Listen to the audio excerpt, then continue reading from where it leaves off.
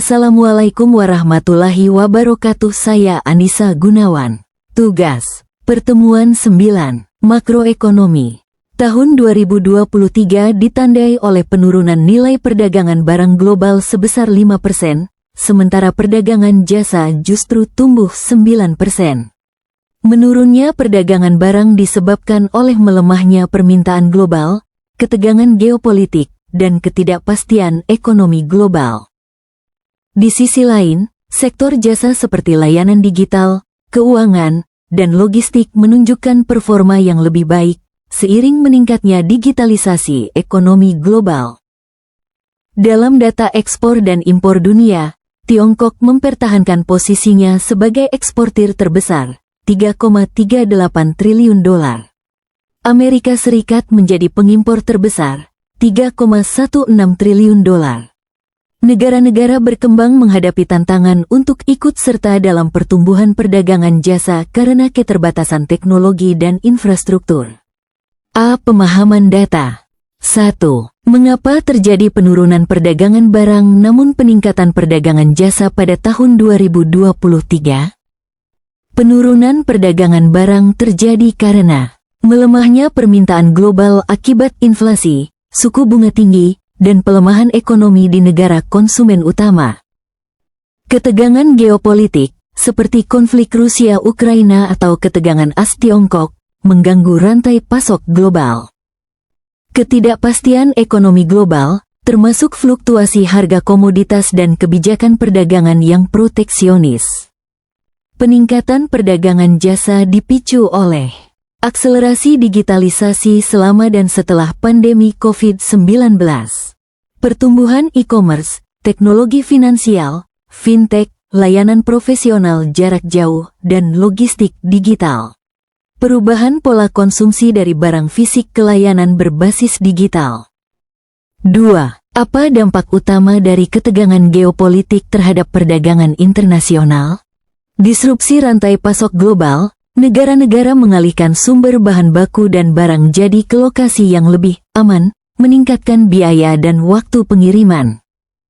Penerapan sanksi dan pembatasan ekspor-impor, negara yang terlibat konflik diberi sanksi dagang, mengurangi akses pasar. Kepastian hukum dan investasi menurun, investor dan pelaku usaha menjadi ragu, menghambat ekspansi perdagangan internasional. Peningkatan proteksionisme, negara-negara lebih memilih kebijakan inward-looking untuk melindungi industri dalam negeri. Evaluasi dan strategi. 3. Mengapa negara maju mendominasi perdagangan jasa dunia? Kapasitas teknologi dan infrastruktur digital yang tinggi memungkinkan negara maju menyediakan jasa bernilai tambah tinggi, keuangan, konsultasi. SDM unggul dan sistem pendidikan kuat, menciptakan tenaga kerja ahli di sektor jasa profesional. Akses pasar global dan merek terpercaya yang mempermudah ekspor jasa lintas negara.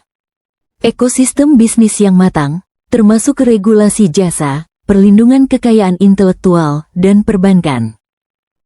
4. Apa tantangan utama yang dihadapi negara berkembang dalam meningkatkan ekspor jasa? Keterbatasan infrastruktur digital dan teknologi. Kurangnya tenaga kerja terampil di sektor jasa, minimnya regulasi dan perlindungan hukum, kesulitan mengakses pasar global. Rekomendasi kebijakan. 5. Jika Anda adalah pembuat kebijakan di negara berkembang, apa strategi utama untuk A. Meningkatkan daya saing ekspor jasa, investasi dalam infrastruktur digital, pengembangan talenta digital, penyederhanaan regulasi ekspor jasa, promosi dan branding global. B. Mengurangi ketergantungan pada ekspor barang mentah. Diversifikasi sektor ekspor, peningkatan nilai tambah lokal, insentif bagi industri manufaktur dan jasa berbasis teknologi, kemitraan strategis. 6. Bagaimana peran digitalisasi dan teknologi dalam meningkatkan kontribusi negara berkembang dalam perdagangan global, membuka akses ke pasar internasional, meningkatkan efisiensi produksi dan logistik, meningkatkan transparansi dan kepercayaan, memberdayakan UMKM dan startup, mendorong inovasi produk dan layanan. Sekian dari saya. Wassalamualaikum warahmatullahi wabarakatuh.